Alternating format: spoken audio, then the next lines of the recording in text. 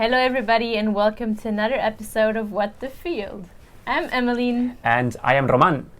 Today we'll be talking about the fascinating world of beekeeping. We are honoured to be joined by Gilles Fert, world-renowned beekeeper and author of Raising Honeybee Queens, and also known as a bee whisperer, I've been told. Isn't that true, Emmeline? Yes, it is. Gilles, we're so happy to have you today. It's probably the most excited I've been doing a podcast, but don't tell the other guests. Gilles, tell us a bit about you. Like, who are you? What are you doing here? When did you start in beekeeping? I am just a beekeeper. For me, it's normal. No, I am queen breeder. I breed queens. A queen breeder. It could be misunderstood Yes, for a political job, to right? do with a queen from England, but I am honeybees queen breeder.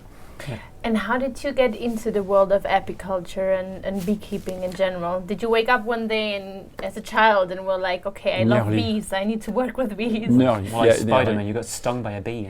I had two beehives from 12 years old. From 12 years old, you already had just two a curiosity, because old uncle had bees during the last war, so his beehive was empty in the shed. So I restored these beehives, I put swarms, and I was happy, But for my parents, no, it was not possible to live from beekeeping. So I make a study, normal study. I spent 6 months in an office, like a draftsman, and I said no more. So I pick up my backpack and hitchhike in Canada, and during 5 years, I turned around the world. So I can tell you, it's round. We have Earth, around Earth. So I 5 years working with beekeepers in different countries to learn my job. That's it. And when I came back in France, I started my own bee farm. So you never did any sort of beekeeping class or? Yes, a little bit, but yes, we are lucky in France. We have an agricultural college, and during 6 months you can learn beekeeping. Beekeeping. 6 months. So I spent 6 months mainly to get the paper, because with this exam, you pass an exam. With this paper, you can get some help from the government, and you can get money from the bank as well. And why are you the bee whisperer? Like, what do you think? You've become like such a well-known figure. I mean, you're an author. You've written very technical books about raising queens. You're probably one of the pioneers as well, right? Like I told you, I'm lucky. I turned around the world. I visited the best of in beekeeping in different countries, mainly English countries, but in Spanish countries as well, like Argentina, Chile. So I saw the best. Yeah. And when you have a grant, because I had a grant to make this trip, you have to come back in France with a report. So I wrote a report, and the Beekeeping Association in France published this report. Today it's translated in 10 languages, and so that's why they know me. But when they want to talk about queen breeding, sometimes they call me. Every single time, I bet. So, Gilles, you've traveled a lot, and you've met breeders all around the world, as you mentioned.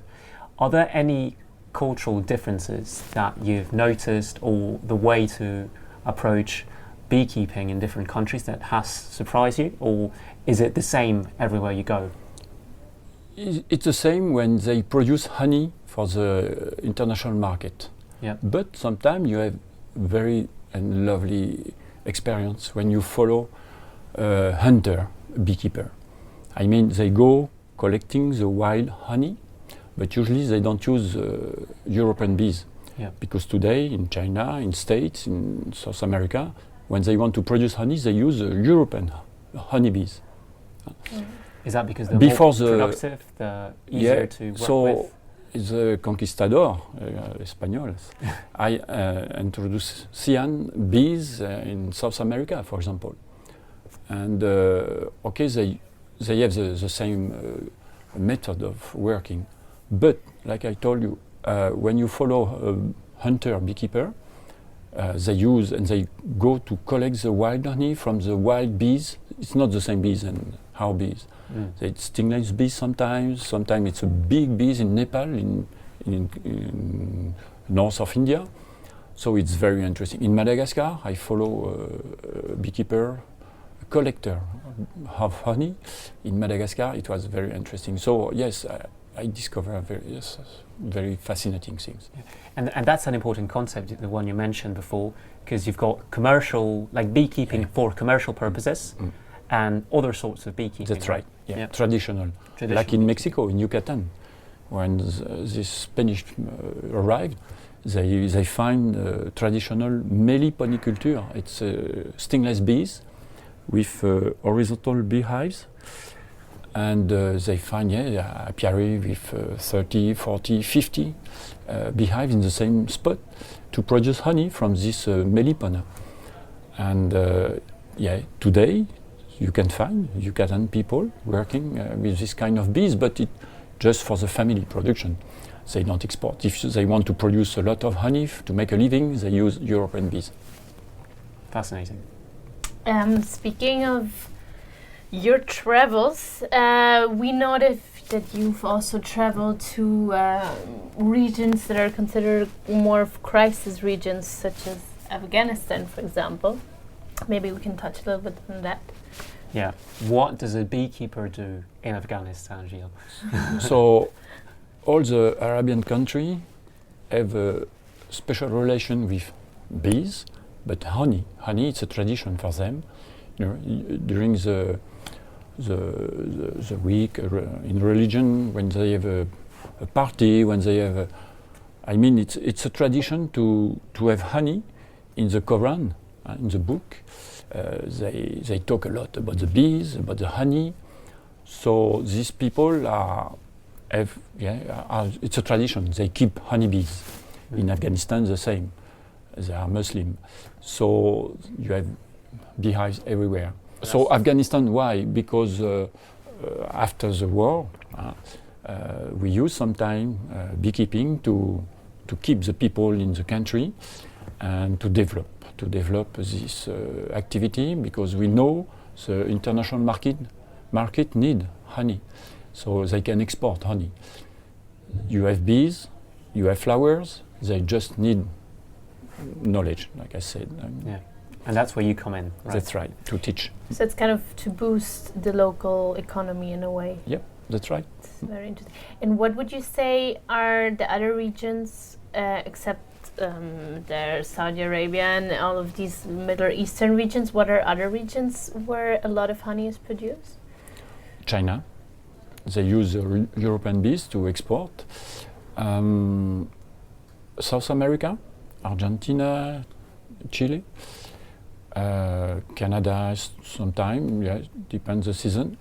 Ukraine as well. Yeah, it's one of the first exporter of honey. They export a lot of honey. So we can foresee a shock in world honey markets in the coming months. Definitely. Yeah. Definitely. Yeah, like for the wheat, for the sunflower seeds as well. Yeah. Yes, in the next year will be a problem in the international market for honey. Interesting. So, Gilles, many people in recent years have become actually aware of the bees. I mean, obviously we've all known that bees existed, but bees have kind of been put on the map in the sense of a lot of NGOs making us aware that bees are dying out, which is obviously a major problem, as they're the ones that fertilize the crops, so they're necessary for food production, as we all know. Why are bees dying out? Who are the enemies of the bees? What can we do to protect them? The man is the enemy of the bees. With our activity, with our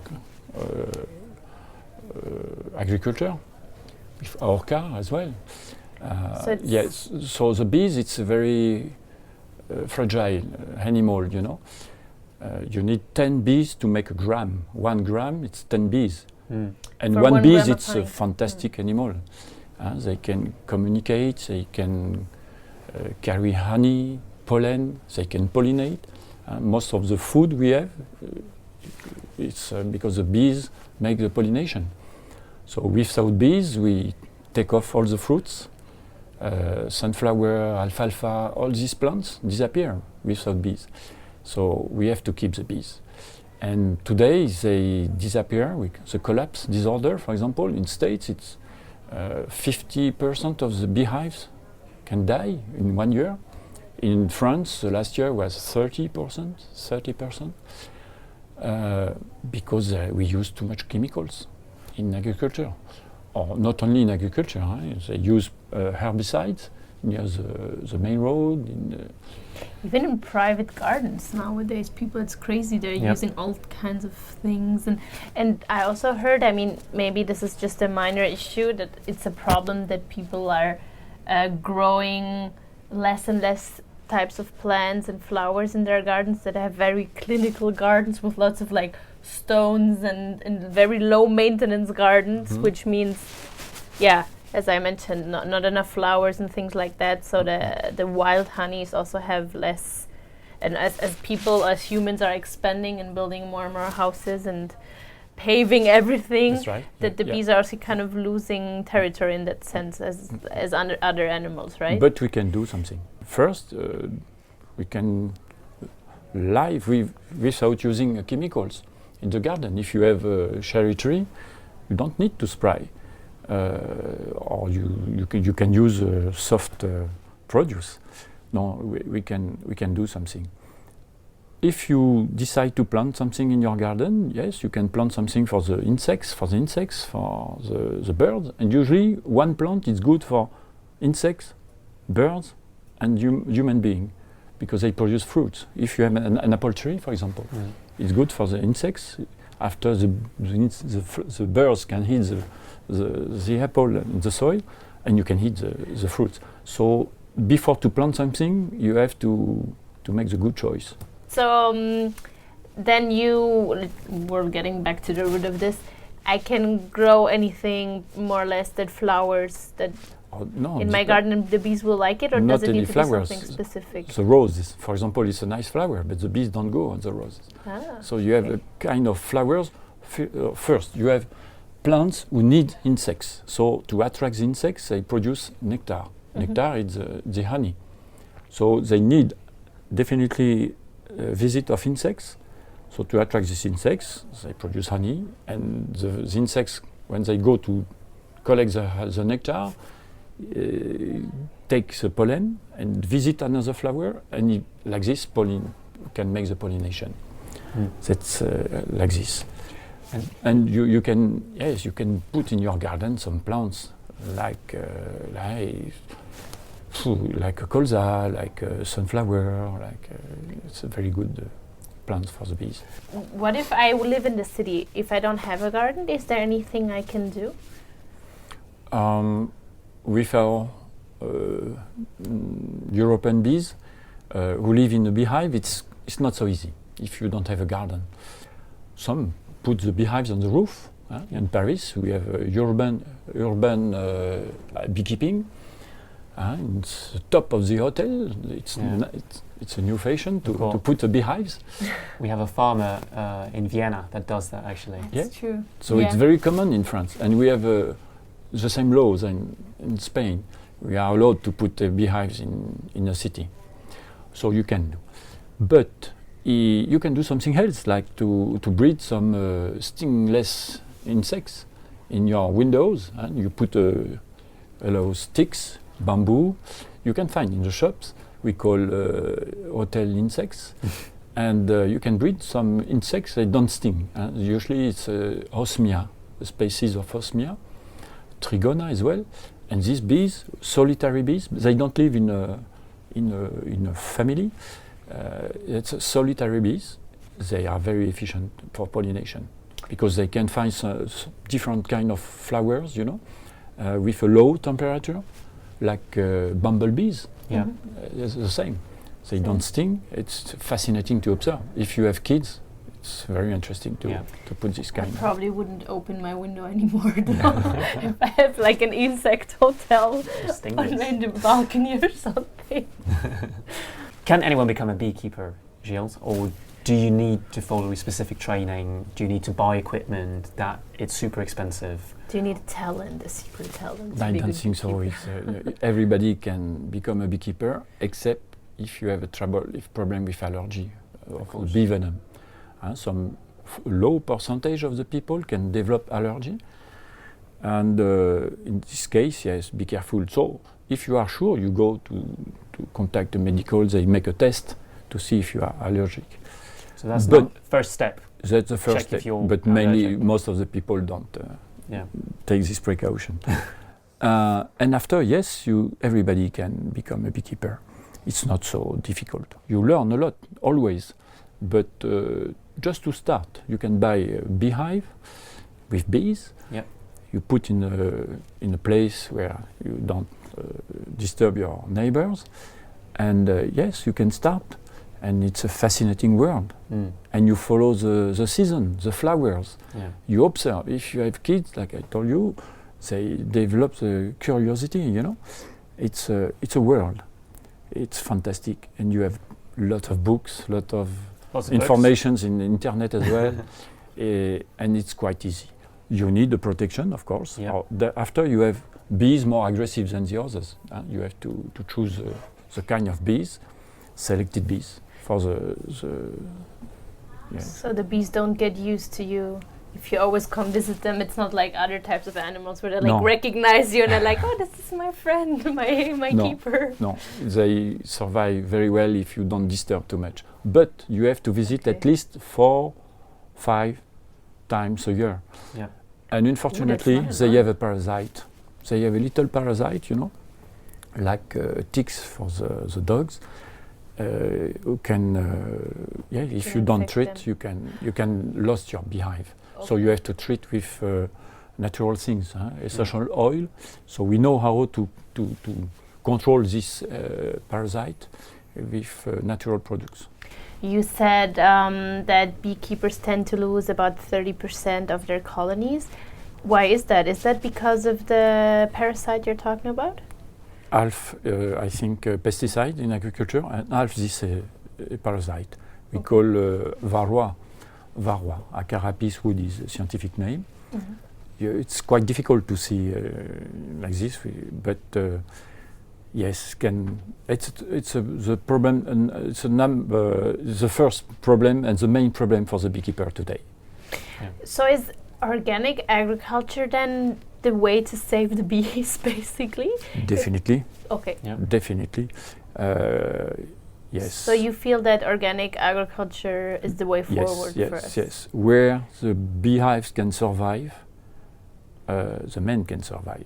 So we have to develop this agriculture without chemicals. Definitely. So we could say that our food security is actually linked to the change in the industry that more and more farmers are converting to organic. I am talking about the chemicals in agriculture, but the petrol we use in the car, put in the suspension, in the air.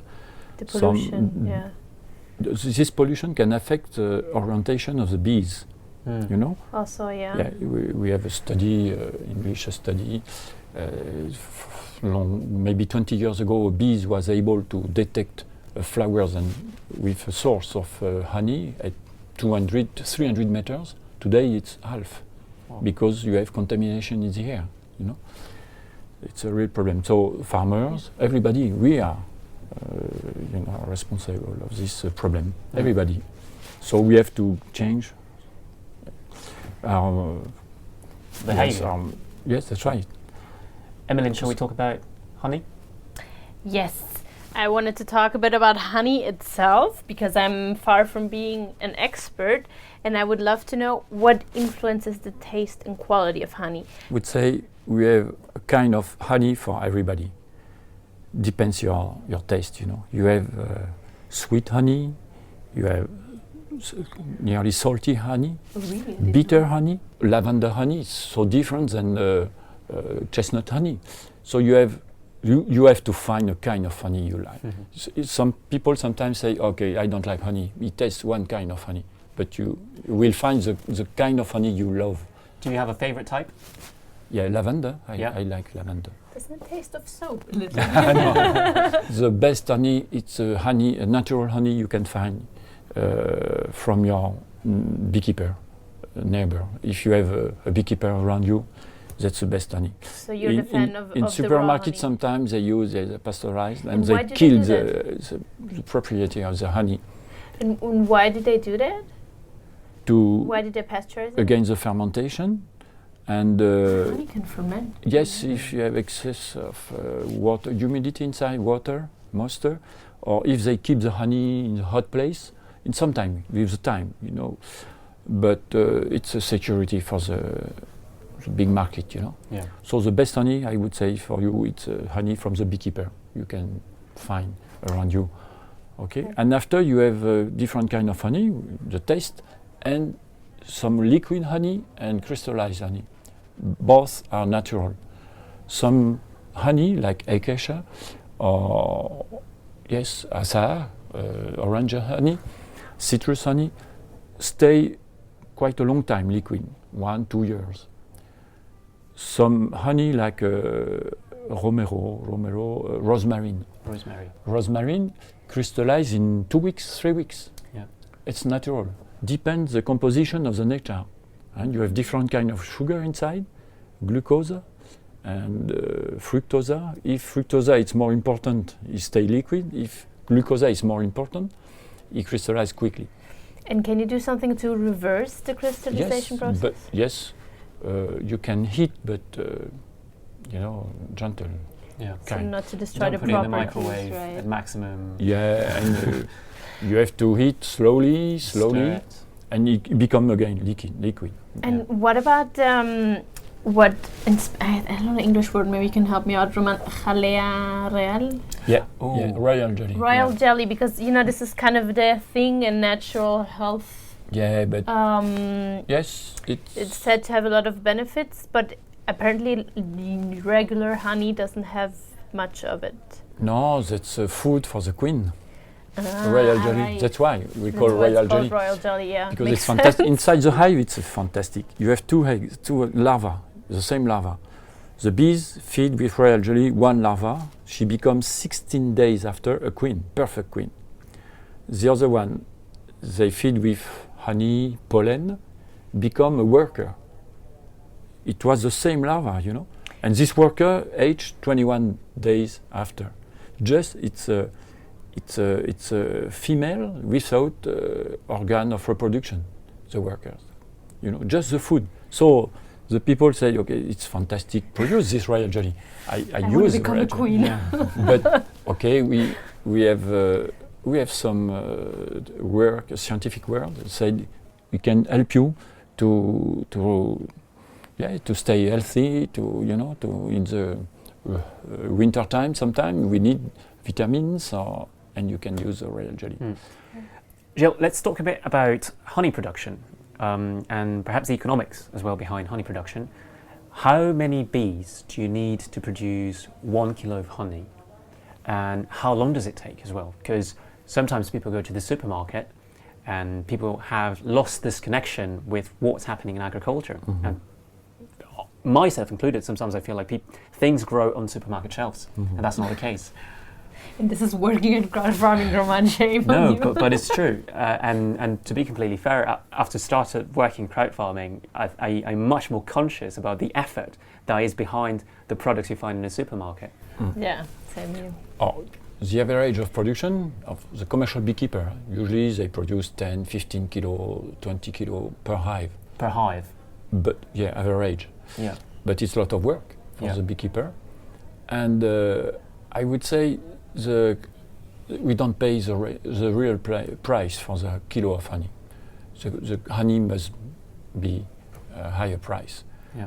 But we have in the world market Chinese production, and they put on the market so much honey, so it's difficult for the commercial beekeeper today. It's quite difficult, except the beekeeper who work without chemicals or the ecological way of production. He can sell 30% more his honey. It's the future. Yeah. We have to talk about the organic production. More and more beekeeper work in organic production. That's the future, definitely, because we can breed bees without chemicals. That's very interesting, very important. But it's a little bit more technical, but it's the future. All the young beekeepers who start the business today work in like organic production. Mm-hmm. And sorry, just to go back to the yield, you mentioned a hive can produce between 10 and 15 kilos. Average. How many bees do you have in a hive on average? Yeah, 40,000, 50,000. 40,000 bees in one hive. Wow. To 60,000. Yeah. It's like a city inside the beehives. Yeah. You know? A beehive, it's not a lot of bees, it's a super organism. Yeah. You have the queen who lay, she lay only, she don't make something else. You have workers, you have the drones. When you take off one individual, he die. They survive because they are all together, you know. Kind of like in medieval times. Like, Lots of workers, In the a way. royal family. You die without the community. In a way, yeah. Never thought about it. So what is the lifespan of a worker bee and what is the lifespan of a queen bee? How long do they live on average? Or maybe there's an exact depends date. the season, because in winter time they don't work so much, and they can survive Just like 4 or 5 months. Yeah. We hibernate here. And in summer, just 6 weeks. Yeah, 6 weeks. 6 Yep. weeks. The bees who hatch short in life. springtime are not the same bees when they hatch in fall. When they hatch in fall, they have capacity to take and to keep lipids, grease inside, you know, to pass Fats, through winter. So they more or less it's 6 weeks in summertime and 6 months in winter time. Mm. And the queen 5 years, 5 years. Yes. Yep. Oh wow, she has lots That's of fantastic. and adventures. the drones few days. Yeah. It's very difficult to be It's tough life. a drone in beehive. Tough Yeah, life. in my next life I don't want to be I want to be a one queen as drone. well, yeah. At least you have 5 good years. Or there's one major issue that actually a lot of our customers ask us about, and this is why do some beekeepers give sugar water to their bees and instead of feeding them with their own honey as nature intended? And how do you feel about this? Is this an unethical practice for you? Yeah, sometimes we have to feed when we have. You know, this climate change. It's a problem for nature, for the birds, for the insects, and for the beekeeping. It's not so easy sometimes. When we have a normal season, we don't have to feed. That's why the beekeepers move the bee hives. You know, with a truck, we go somewhere when we have flowers. So, for example, in Valence, after the blossom of the citrus, they take all the beehives and they go in mountains, in the Pyrenees or somewhere else, to find another flowers. So, in this case, they don't have to feed so much. And if we have a normal weather, we don't have to feed, and it's expensive to feed. The price of the sugar, organic sugar, is quite high. Sometimes it's nearly the same price as the sunflower honey. You see. So to save the bees, some beekeepers have to practice this feeding. If it's well done, it's no trouble. So we cannot find the sugar in the honey. And honey, it's a very controlled produce. When they import honey, when they buy honey in the big companies, they have laboratory and they analyze the honey. It's a safe produce, I would say.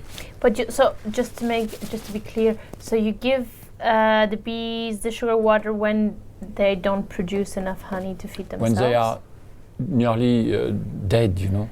Okay. Just to survive. Okay. Sometimes it's 1 year every 5 years, sometimes. Yeah. But it's not a common practice, and like I told you, the price of the sugar is quite high, and the price of the honey is quite stable. So the beekeepers prefer to move to find another area with flowers. Mm-hmm. And it's very healthy for the bees to move like this to find another flowers, because this sugar it's not good for the health of the beehives. Mm-hmm. You see, we have not the same immunity when we feed with sugar. When they can collect honey and pollen, it's natural, they are more healthy. Yeah. Gilles, before we finish, I want to ask you your favorite random fact about bees that I can use casually at a dinner conversation. Like the strangest information you can think about bees. Something maybe people wouldn't know. A lot. Yes, when I talk about bees, different topics, I say, for example, in my bedroom, near my bed, I have a nest of beehives in the wall. So when I feel bad, I have a tube and I can smell the air through my beehives. So you can imagine a bed, the beehive inside the wall, so the bees can go and work outside. They have entrance. But from this beehive, I have a tube, a filter, and they can take the air from these beehives, and it's very good for your health. And this practice will grow in the future because it's very good. We have scientific work about this. It's very healthy to take the air from the beehives. Okay. Yeah. Oh so wow, that is a random fact. That's really random. I couldn't even imagine it. Me neither. That's fun. Well, Gilles, I think we've run out of time, but this has been so enlightening. Thank you so much for being with us today. I learned so much. So, thank you everybody for listening in or watching us, and we hope you enjoyed this little field trip to the world of apiculture and how to be happy. My goodness. Thank you so much to our viewers and also to our listeners. Catch you at the next episode. Bye. Bye.